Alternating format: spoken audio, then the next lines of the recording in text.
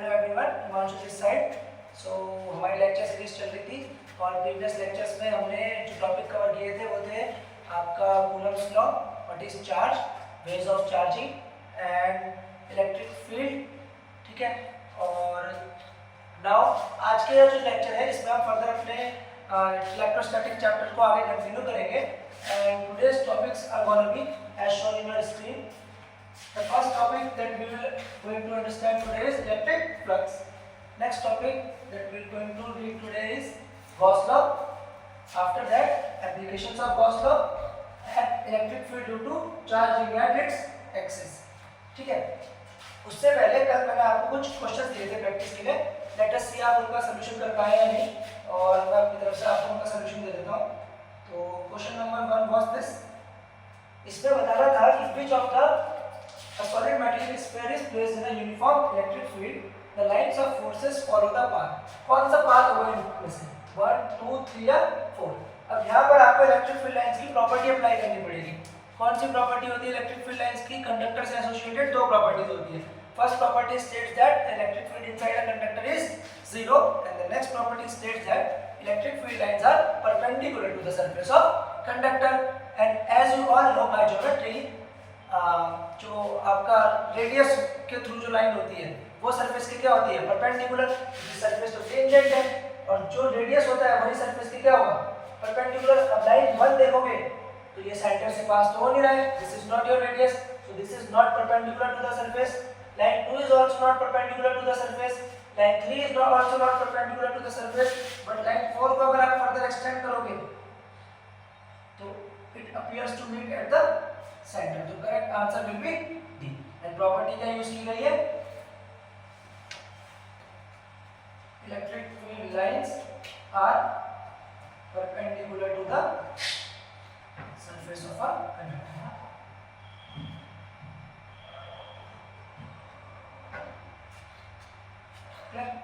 Next question is draw electric field line patterns of following charge patterns. Electric field lines due to following charge. ठीक है, तो plus Q और plus Q.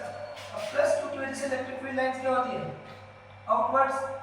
But यहाँ पर दूसरा charge भी है जो ऐसे जाएंगे, बट आपस में दो इलेक्ट्रिक फील्ड लाइंस कभी भी इंटरसेक्ट नहीं करती है। ठीक है,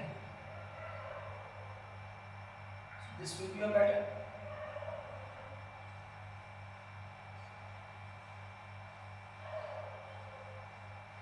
यहाँ से जो लाइन आएगी वो मुड़ जाएगी क्योंकि दे कांट इंटरसेक्ट ईच।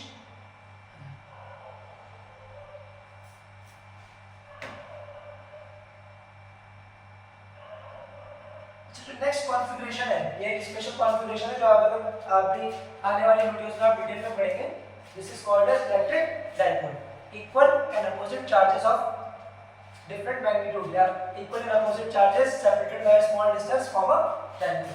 अब आपको पता है, इसे मैं थोड़ा नीचे बना देता हूं, ये प्लस q और this is your minus q। Electric field lines originate from plus charge and terminate on negative charge. Electric field lines originate from plus charge terminate on negative charge.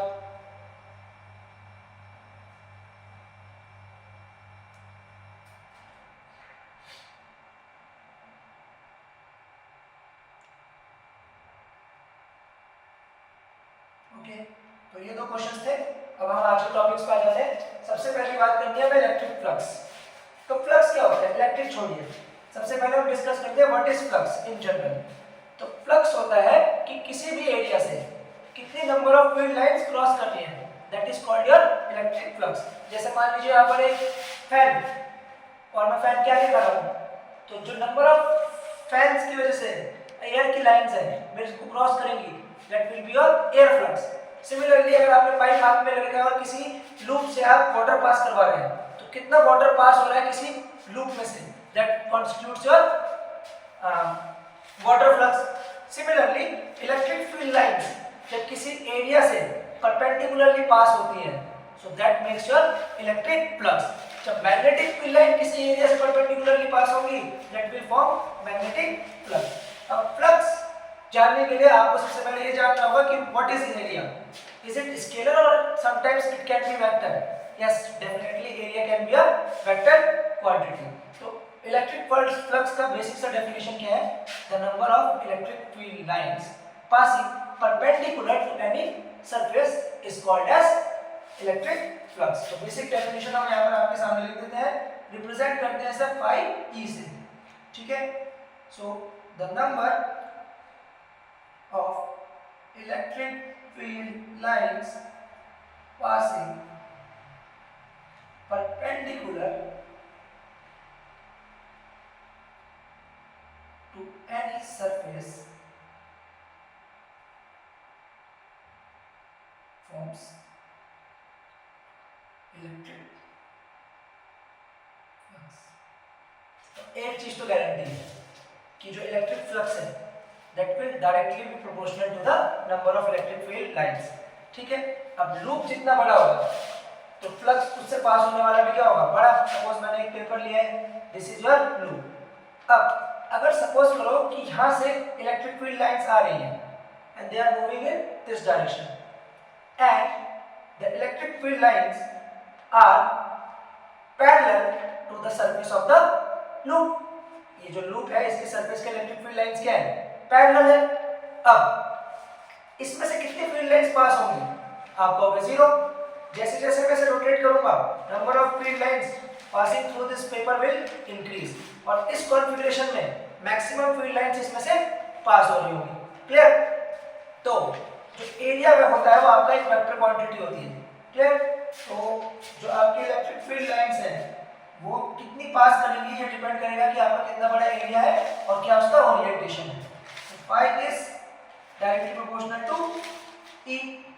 Phi is directly proportional to A and phi depends on orientation। तो ये कितना हो जाएगा E dot A। Dot product पता होगा आपको, mod E mod A cos theta. तो phi कितना होता है mod E mod A cos theta, और ये फॉर्मूला आपको कब यूज करना है, when electric field is uniform।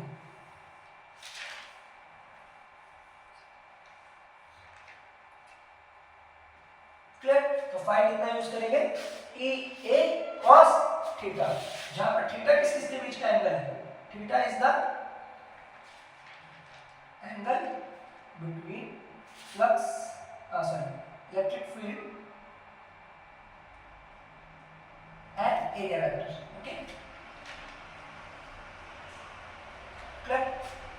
तो एक लूप बना के सपोज दिस इज योर, अब इसका एरिया वेक्टर क्या होगा, आउटवर्ड्स, और कोई फील्ड लाइंस यहाँ पर इस तरीके से पास हो रही है and they are making an angle theta. तो इसमें से कितना फ्लक्स पास होगा, E A cos थीटा। या आप ऐसा भी कह सकते हैं इलेक्ट्रिक फील्ड का वो कंपोनेंट जो एरिया वेक्टर के पैरेलल है that forms electric flux. Electric field का वो कंपोनेंट जो एरिया वेक्टर के पैरेलल है दैट फॉर्म्स इलेक्ट्रिक फ्लक्स, और इलेक्ट्रिक फील्ड का वो कंपोनेंट जो एरिया वेक्टर के परपेंडिकुलर है वो फ्लक्स में कितना कंट्रीब्यूशन करेगा, 0। क्लियर। तो फ्लक्स कितना हो गया, E A cos theta. Clear.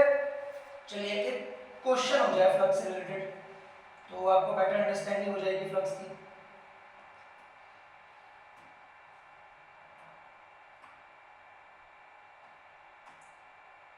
अच्छा ऐसा यूनिट क्या होगी इसकी, फ्लक्स को कैसे डिफाइन करा आपने, E into A। Electric field को कैसे नापते हैं, न्यूटन पर कूलम, और एरिया क्या हो जाएगा, मीटर स्क्वायर, न्यूटन पर कूलम मीटर स्क्वायर। ठीक है क्लियर। चलिए आगे चलते हैं। Flux is a scalar quantity.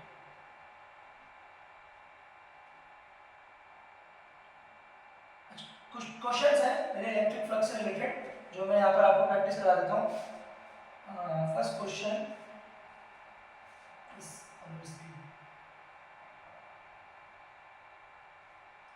A square of h 10 centimeter is placed with its positive normal making an angle 60 degree with the uniform electric field of 20 volt per meter. Find the flux of the electric field through the surface bounded by the frame. तो जैसा बोल रहा है वैसा करते हैं, square लेते हैं। ठीक है, इसे स्क्वायर कंसीडर कीजिए जिसकी साइड कितनी है 10 सेंटीमीटर। क्लियर। अब ये क्या कह रहे हैं पॉजिटिव नॉर्मल है, आउटवर्ड ले लेते हैं एरिया वेक्टर। इसके साथ जो इलेक्ट्रिक फील्ड है it is making an angle of 60 degree. अब you all know flux is E dot A, तो फ्लक्स E डॉट A है तो वैल्यू कितनी आएगी, mod E mod A cos theta. अब थीटा कितना है इनके बीच का एंगल 60 डिग्री। E की वैल्यू है 20, A है आपका 10 सेंटीमीटर का square, that will become 100 into 10 to the power minus 2 and cos 60 you all know is 1/2, तो ये कितना हो जाएगा 10 into 100 into 10 to the power minus 2, तो ये कितना हो गया आपका 1000 into 10 to the power minus 2, that becomes 10। तो फ्लक्स क्या होगा 10 न्यूटन पर कूलम मीटर स्क्वायर। ठीक, तो ये कैलकुलेट हो गया आपका इलेक्ट्रिक फ्लक्स। अच्छा, एक और क्वेश्चन है, ये ज्वाइन कर लिया जाए।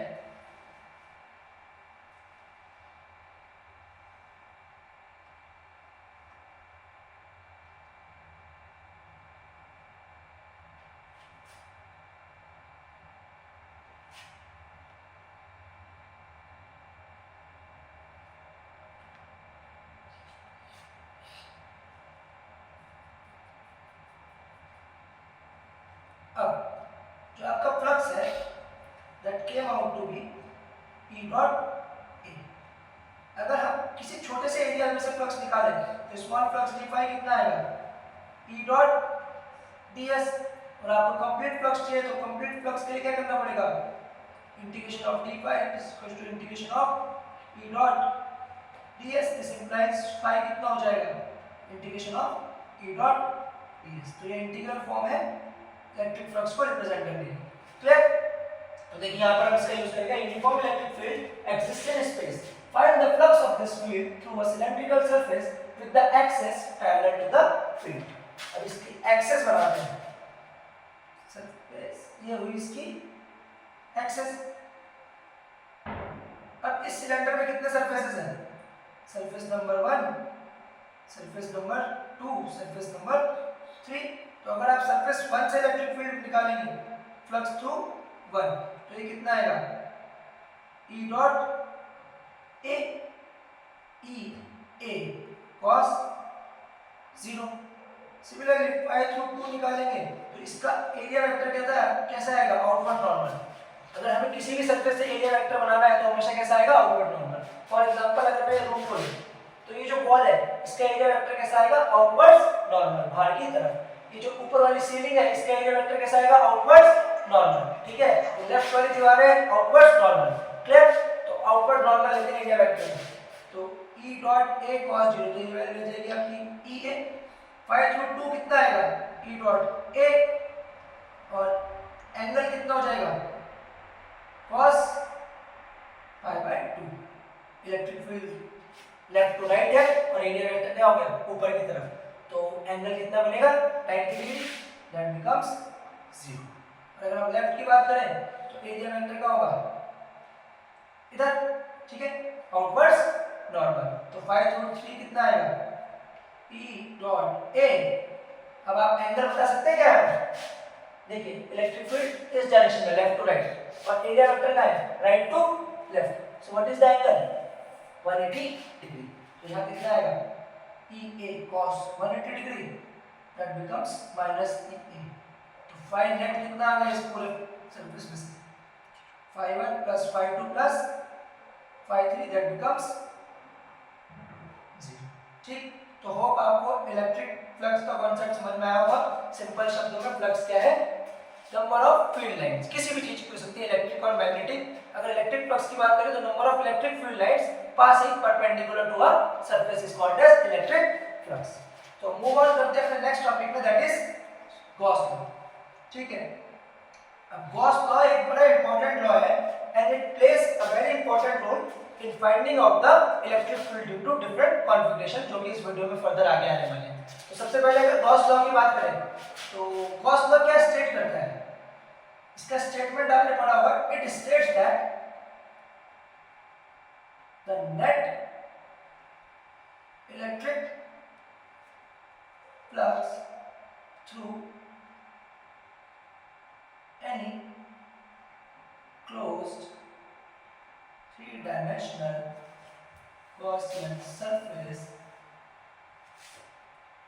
is 1 by epsilon naught times the net charge enclosed by that surface. तो यहाँ पर ध्यान देने वाली बात है net charge enclosed by that surface. तो पूरा गॉस लॉ एक ही चीज पे एम्फेसिस करता है कि अगर आपको टोटल फ्लक्स निकालना है तो you should know what is the total charge enclosed by that surface. If the total charge enclosed by that surface is 0 तो टोटल फ्लक्स भी कितना हो जाएगा 0, which will lead up to the electric field becoming 0। ठीक है clear?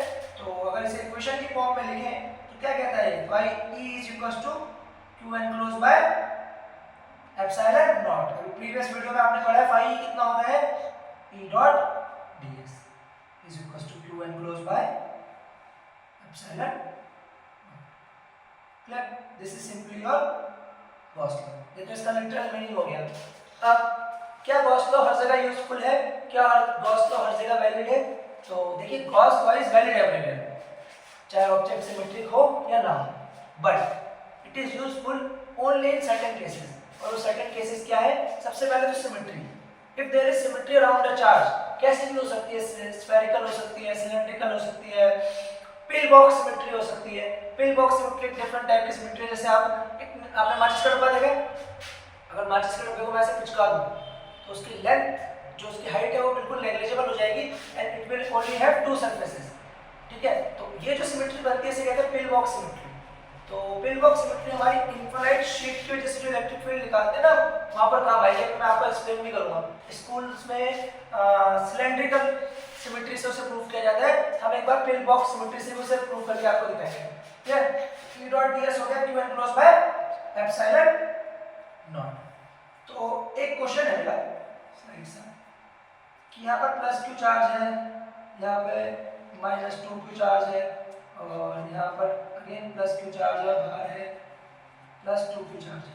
तो आपको बताना है कि ये जो सरफेस हमने ड्रॉ करी है इससे नेट इलेक्ट्रिक फ्लक्स कितना होगा।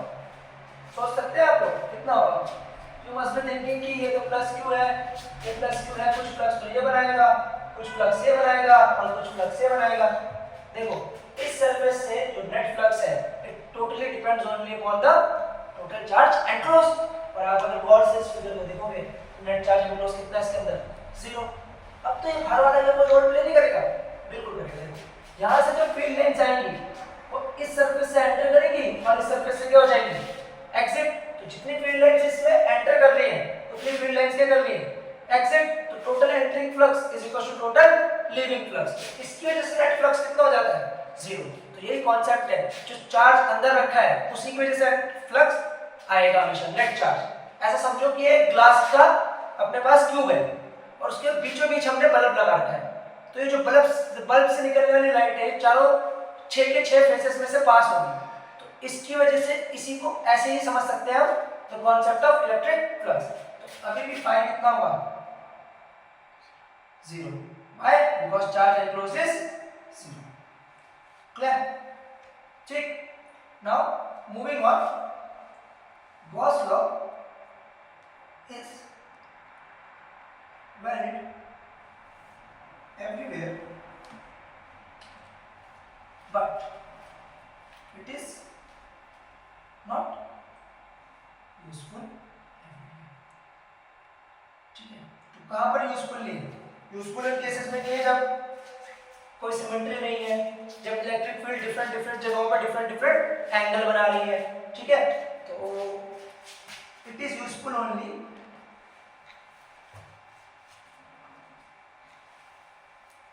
when the surface around the charge is spherical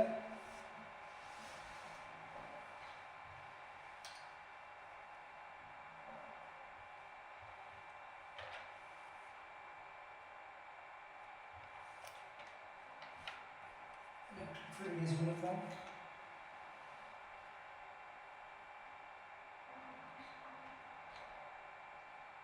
and electric field makes either 90, 0 or 180 degree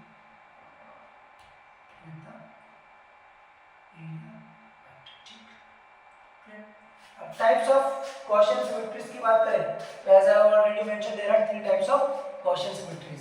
पहली है स्फेरिकल सिमेट्री जो बहुत यूजफुल होने वाली है पॉइंट चार्जेस की वजह से इलेक्ट्रिक फील्ड कैलकुलेट करने के लिए और हॉलो स्फीयर्स की वजह से इलेक्ट्रिक फील्ड का कैलकुलेट करने के लिए, सॉलिड नॉन कंडक्टिंग स्फीयर्स की वजह से इलेक्ट्रिक फील्ड कैलकुलेट करने के लिए। Then we will have cylindrical symmetry जो आपको यूजफुल होगी to calculate electric field due to infinitely long charged rod. ठीक है, और सिलेंडर से भी निकाल सकते हैं उसमें आप। थर्ड है आपकी पिल बॉक्स सिमेट्री जो हम आपको बताएंगे, वो एक कोई फाइनाइट शीट है, इनफिनिट शीट है, उसकी वजह से कितना नेट इलेक्ट्रिक फील्ड बन रहा है वहां पर यूजफुल होगा। देयर आर करना पड़ेगा, कर देते हैं।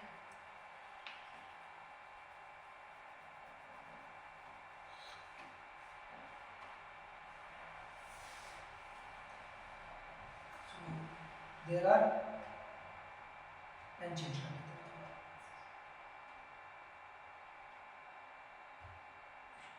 3 types of Gaussian symmetries.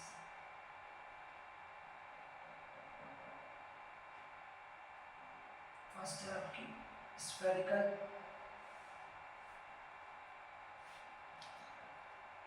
Symmetry, second is your cylindrical symmetry और थर्ड क्या होगी आपकी पिल बॉक्स। पिल बॉक्स को कैसे इमेजिन करना है, just like a match box, empty match box. ठीक है, अब फर्स्ट फॉरवर्ड जल्दी आते हैं एप्लीकेशंस ऑफ गॉस लॉ में, क्योंकि हमारे पास लिमिटेड टाइम है। तो सबसे पहले हम बात करते हैं एप्लीकेशंस ऑफ गॉस लॉ। देखिए यहाँ पर एप्लीकेशंस ऑफ गॉस लॉ मैंने ऑलरेडी मेंशन किया। क्या क्या हम निकालने वाले हैं, electric field due to spherical shell. Shell क्या होता है जो अंदर से खाली है। ठीक है, अब जो कंडक्टर्स होते हैं उनकी प्रॉपर्टी होती है कि इनके अंदर आप कितना भी चार्ज भरो, सारा का सारा चार्ज कहाँ जाता है, सरफेस पे। ठीक है, तो अगर आप कोई कंडक्टिंग सॉलिड ऑब्जेक्ट है या फिर हॉलो शेल है, कंडक्टिंग नॉन कंडक्टिंग, इन तीनों का केस एक ही बनेगा, क्योंकि इन तीनों में एक चीज कॉमन है, that charge resides on the surface. So तीनों का एक ही केस पढ़ेंगे हम। सेकंड केस होगा नॉन कंडक्टिंग सॉलिड स्फीयर का, जो यहाँ पर आएगा। थर्ड केस होगा electric field due to infinitely long uniformly charge rod. And last हम पढ़ेंगे electric field at the axis of a चलो देखते हैं electric field due to infinitely long thin sheet. चलो शुरू करते हैं। तो सबसे पहले बात करते हैं electric field due to sphere कैसा हो सकता है, solid conducting hollow conducting and non conducting, सब सेम आते हैं। ऐसा बोल सकते हैं charge resides on the surface.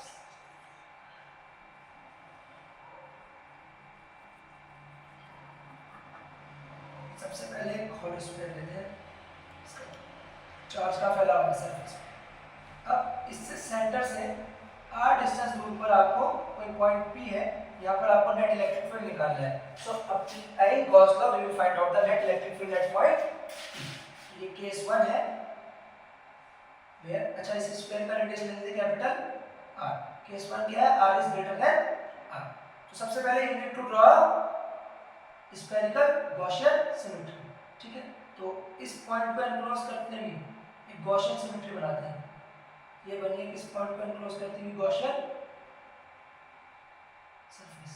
ठीक है, तो फाई कितना होता है, P dot ds and according to Gauss law it is equal to 2 enclosed by epsilon naught। अब ds के लिए एक छोटा सा एरिया वेक्टर। ठीक है, ये ds हो गया। तो इलेक्ट्रिक फील्ड तो यूनिफॉर्म है, ds का इंटीग्रेशन आप कर देंगे और यहाँ से क्या आ जाएगा, कितना चार्ज इनक्लोज है इस गॉसियन सरफेस के अंदर, plus q by epsilon naught.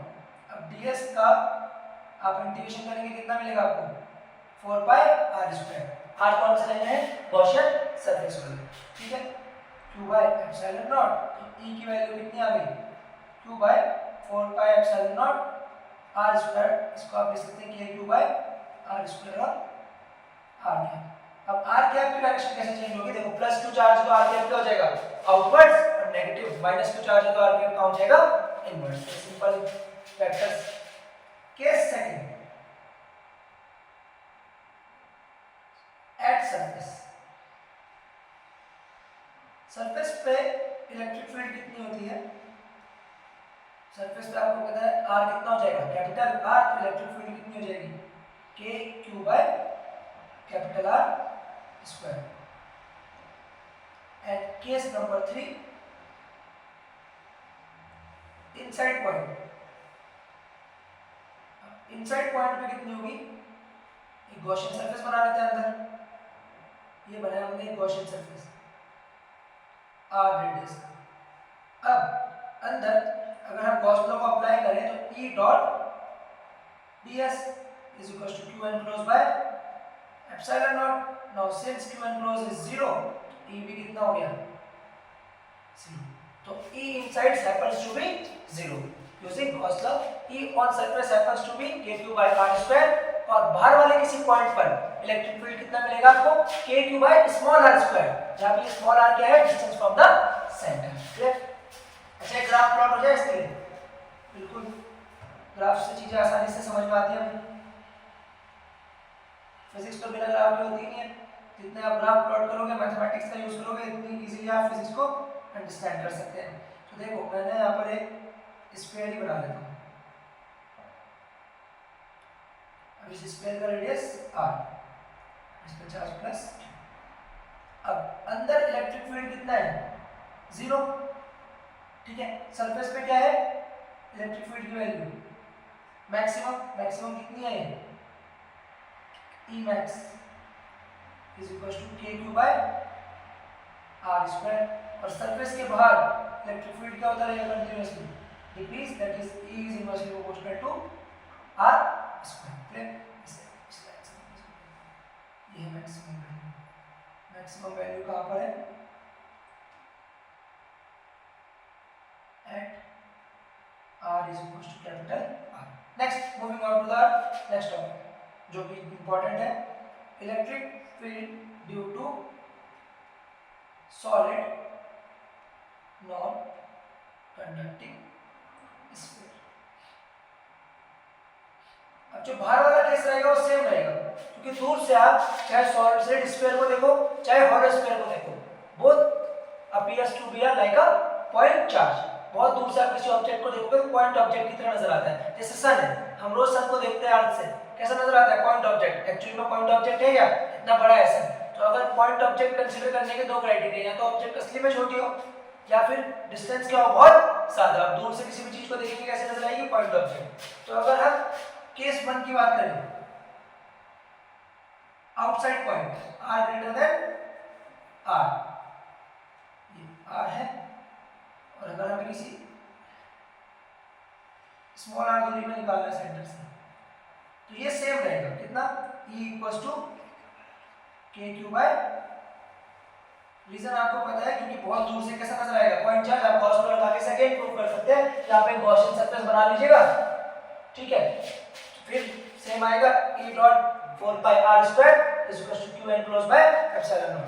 Uniformly charge है, क्या होगा, यूनिफॉर्मली चार्ज होने की वजह से प्लस q चार्ज इसके पूरे वॉल्यूम में फैला होगा, और ये सॉलिड स्फीयर है इस वजह से। Now case number second, inside वाला पॉइंट बहुत इंपॉर्टेंट है यहाँ, और आपको अगर इसे रिलेट करना हो तो आप कैसे रिलेट करेंगे, आप इसे रिलेट करेंगे अगर आपने गौर से कक्षा 11वीं में चैप्टर पढ़ा हो ग्रेविटेशनल फील्ड। तो अगर आप अर्थ को और एक सॉलिड नॉन कंडक्टिंग स्फीयर को देखें तो दोनों एक जैसे दिखते हैं, ठीक है। अब अगर आप अर्थ की ग्रेविटेशनल फील्ड को देखोगे तो सेंटर पे कितनी होती है, 0, और सेंटर से जैसे जैसे आप सरफेस की तरफ बढ़ना भागना शुरू करते हो अर्थ का ग्रेविटेशनल फील्ड भी इंक्रीज होता रहता है। रीजन भी जैसे जैसे आप बाहर जाओगे मास भी क्या होता रहेगा, इंक्रीज होता रहेगा, और मास इंक्रीज होगा तो ग्रेविटेशनल फील्ड भी क्या होता रहेगी, इंक्रीज। अब now once you reach the surface gravitational field takes its maximum value. Gravitational field की वैल्यू हो जाती है मैक्सिमम सरफेस की। अब सरफेस से जैसे जैसे बाहर जाने लगोगे दूरी बढ़ेगी सेंटर से तो ग्रेविटेशनल फील्ड की वैल्यू भी क्या होती रहेगी, कम। सेम केस है इसमें इलेक्ट्रिक फील्ड में, तो इसे प्रूव करते हैं यूजिंग गॉस लॉ। तो ये अपना एक स्फीयर, अब अपने को जो पॉइंट चाहिए वो कहां चाहिए, अंदर इनसाइड पॉइंट। ये हमने बनाई गॉसियन सरफेस जिसका रेडियस कितना है, स्मॉल आर। अब लेट अस सपोज इस पूरे स्फीयर में कितना चार्ज था, प्लस क्यू, और ये छोटा सा जो अपना स्फीयर बना है इसमें नेट चार्ज कितना है, क्यू डैश। एक बार मेरा क्यू डैश निकल जाए ना तो मेरे को इलेक्ट्रिक फील्ड की वैल्यू पता चल जाएगी। तो क्यू डैश कैसे निकालेंगे, अगेन गॉस लॉ से, अप्लाइंग गॉस लॉ।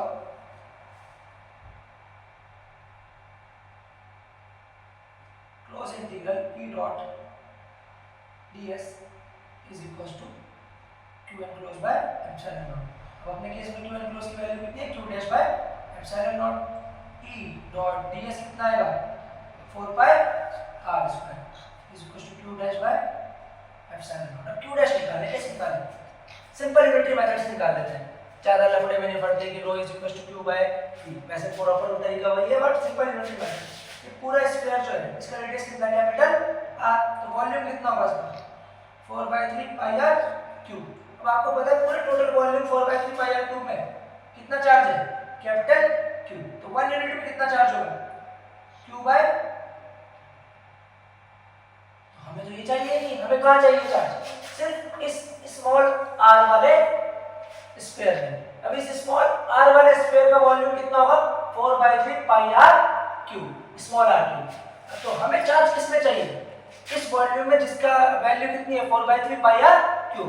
अब हमने हमारे 4/3 पाई r क्यूब में कितना चार्ज है, q डैश, तो q डैश की वैल्यू कितनी जाएगी, q अपॉन 4/3 पाई r क्यूब इनटू जितने में हमें चाहिए।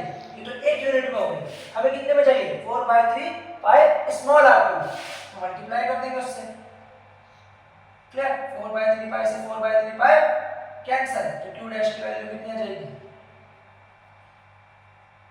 q r cube by r cube. अब इसे अपनी इक्वेशन में रख देंगे तो E dot 4 pi r square is equal to q dash की जगह क्या आ जाएगा, q r cube by capital R cube, r square से r cube cancel out, E की वैल्यू कितनी हो जाएगी, अच्छा एप्सिलॉन नॉट में आएगा, 1 बाय एप्सिलॉन नॉट होता है ना, तो एप्सिलॉन नॉट है तो q by epsilon naught r cube into r और 4 पाई, क्या value I, E is equals to k q r by r q, ठीक है, और डायरेक्शन r क्या, आई होप ये क्लियर हो गया होगा, ठीक। r क्या, अच्छा इसे हम चार्ज डेंसिटी के फॉर्म में भी लिख सकते हैं, रो बाय 3 एप्सिलॉन नॉट। कहां से है मैं दिखा देता हूं,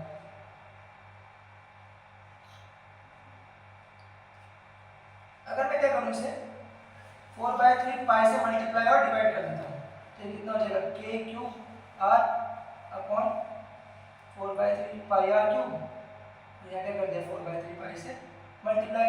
अब q अपॉन 4/3 पाई r क्यूब क्या बनेगा, रो, ये क्या हो गया, charge density, total charge per unit volume that is charge density, जिसे किसे रिप्रेजेंट करते हैं रो से। तो ये हो गया k इनटू रो, और यहाँ क्या जाएगा r, ठीक हो गया, और ये क्या हो गया 4/3 पाई, k कितना होता है 1/4 pi epsilon naught rho r और 4/3 पाई, 4 पाई से 4 पाई कैंसिल, e की वैल्यू कितनी आ गई, rho r by 3 epsilon naught r, ठीक है, ये in terms of charge density. कई जगह पे ये बहुत इंपॉर्टेंट हो जाता है इंटीग्रेशन करने में। नाउ इसका भी ग्राफ हो जाए बेटर अंडरस्टैंडिंग के लिए, एनालॉजी मैंने समझाई दी है, अर्थ की ग्रेविटेशनल फील्ड से एनालॉजी लोगे तो बड़ी इजीली समझ में आ जाएगा।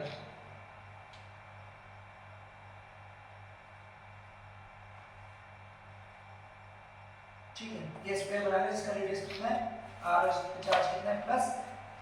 अब अंदर E is directly proportional to r, तो सेंटर पे 0 और जैसे जैसे जाते रहेंगे सरफेस पे क्या हो जाएगी मैक्सिमम। ठीक है, क्लियर, सरफेस पे क्या हो गई मैक्सिमम, कितनी हो गई E is equal to kq bye.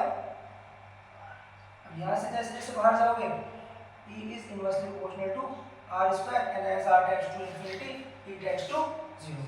Maximum कहाँ पर है r equals to capital R surface पे, और इनसाइड क्या है E is directly proportional to r।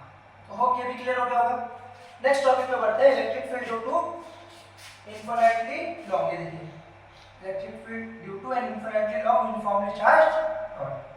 ठीक है, next topic is electric field due to infinitely long uniformly charged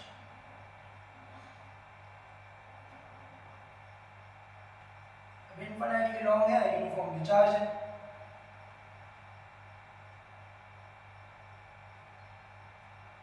तो इस पे चार्ज डेंसिटी मान लेते हैं लैम्डा, इनफिनिटली लॉन्ग। तो इमेजिन कर सकते हो कैसे गॉसियन सिमेट्री बने जाके सारा चार्ज एनक्लोज हो जाए सिलेंड्रिकल। अगर सिलेंड्रिकल गॉसियन सिमेट्री बनाएंगे तो सारा चार्ज क्या होगा इक्वली और सिमेट्रिकली एनक्लोज हो जाएगा, काम आसान हो जाएगा। तो ये बनाया मैंने एक long cylinder,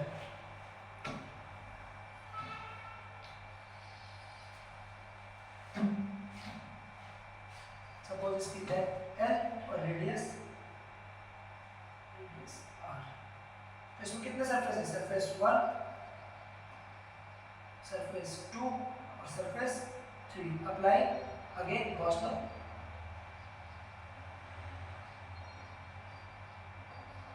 close integral E dot ds किसके बराबर होता है 2 एनक्लोज बाय।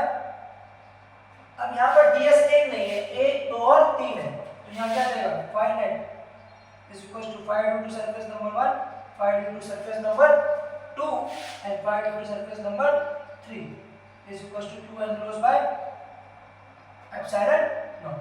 अब phi due to surface number 1, surface 1 की अगर बात करें तो एरिया वेक्टर क्या होता है आउटवर्ड्स नॉर्मल, और इलेक्ट्रिक फील्ड का है इस डायरेक्शन में, तो दोनों के बीच में कितना एंगल बनेगा 90। तो फाई ड्यू सरफेस नंबर 1 कितना हो गया 0। फाई ड्यू सरफेस नंबर 3 की बात करें, इलेक्ट्रिक एरिया वेक्टर का होता है आउटवर्ड्स नॉर्मल, इलेक्ट्रिक फील्ड का है left to right to left. Anyhow दोनों सिनेरियो में एंगल कितना बनेगा 90 डिग्री, तो फाई 3 भी कितना हो गया 0। बचा कौन सा सरफेस फाई 2। अगर यहाँ से मैं छोटा सा ds निकालूं तो E dot ds is equal to 2 enclose by epsilon naught. अब एंगल कितना बन रहा है 0, तो E dot curve surface area of cylinder कितना होता है 2 पाई r l। क्या ले लिया हमने is equal to 2 enclose by, electric field की वैल्यू कितनी है q enclose by, q enclose तो q है 2 pi r l epsilon naught. E को ले लेते हैं q upon l 2 pi r epsilon naught. तो q बाय l क्या है lambda, charge per unit length, upon 2 pi r। क्या रिजल्ट आया E is inversely proportional to r। Quickly moving on to our last case, electric field due to a infinitely long plane charge sheet।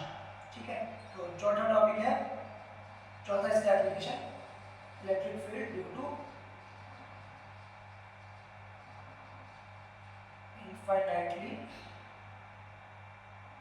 long thin charged uniformly charged sheet।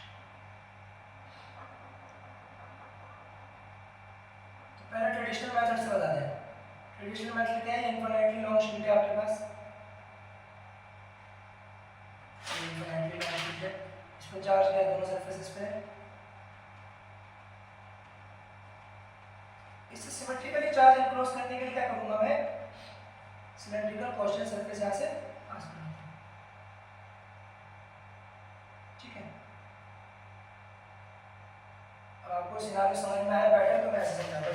क्या sheet है और इसमें से जो Gaussian surface पास हो रहा है वो कुछ इस तरीके से पास हो रहा है। ठीक हो गया? कितने सरफेस बनेंगे? Surface number 1, surface number 2 and surface number 3। ठीक है, तो इसका एरिया ए, इसका एरिया भी ए, तो फाइनाइट कितना होगा? phi 1 plus phi 2 plus phi 3 is equals to q by epsilon naught। अब phi 1 कितना है? ये surface number 1, this is surface number 2, ये इसकी लेंथ है, और दिस इज सरफेस नंबर 3 जो स्फेरिकल सरफेस है इसका। ठीक है, सर्कुलर वाला। तो यहाँ पर इस साइड पे चार्ज रखा है, इलेक्ट्रिक फील्ड का होगी उस तरफ, और इस साइड पे भी चार्ज रखा है, इलेक्ट्रिक फील्ड का होगी इस तरफ। ठीक है, ठीक है, तो ये हो गया E और यही हो गया ए। तो यहाँ से कितना है? E इंटू ए। सरफेस नंबर 2 से एरिया वेक्टर का होगा आउटवर्ड नंबर, इलेक्ट्रिक फील्ड का राइट या लेफ्ट की तरफ, एंगल कितना बनेगा? 90 degree. So this becomes 0 and pi through 3 is E into A is q by, it means 2EA is equals to q by epsilon naught। तो E की value कितनी आ गई? 2 by 2A epsilon naught, and E कितना हो गया? q by A को क्या कहते हैं? Sigma, charge per unit area, by 2 epsilon naught. Direction क्या है इसकी? ये क्लियर? क्लियर? ठीक है, चले नाउ। अब अगर हम बात करें कि इस फॉर्मूले स्पेशल क्या है, here if you notice that electric field is independent of the distance from the sheet। यहीं पर भी डिस्टेंस तो मैं मेंशन ही नहीं हो रहा है।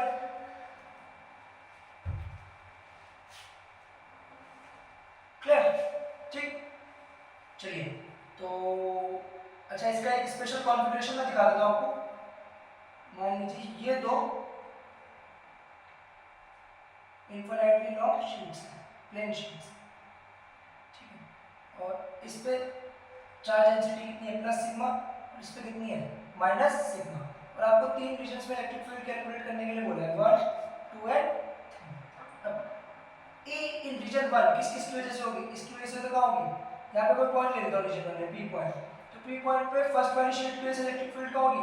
आउटवर्ड्स। और सेकंड वाली की वजह से क्या होगी? इनवर्ड्स। दोनों की वैल्यू कितनी? Sigma by 2 epsilon naught minus sigma by 2 epsilon naught, that makes the net field equals to 0। यहाँ पर कितनी होगी? इस Q पॉइंट पे पहले वाले की वजह से अट्रैक्टिव, और मतलब दूसरे वाले की वजह से अट्रैक्टिव है दूसरी शीट है, और पहले वाले की वजह से repulsive. Again sigma by 2 epsilon naught minus sigma by 2 epsilon naught, that becomes 0। अब मेन पार्ट कौन सा है? बीच वाला। बीच में क्या होगा? पहली वाली शीट की वजह से आउटवर्ड्स, दूसरी वाली शीट की वजह से भी अट्रैक्टिव। नेट कितनी हो जाएगी? Sigma by 2 epsilon naught plus sigma by 2 epsilon naught, that is equal to sigma by epsilon naught. और ये स्पेशल केस आगे जाके आपने बनाने वाला है कैपेसिटर, पैरेलल प्लेट कैपेसिटर, तो इसे ध्यान रखेंगे। और ठीक है, वीडियो काफी हो चुका है आज का। इसके बाद हम कल वाले टॉपिक में कुछ क्वेश्चंस लाएंगे एप्लीकेशंस ऑफ गॉस लॉ पे, and then we will move forward to electric dipole, and we will further look to finish this chapter on next to next video। Thank you so much।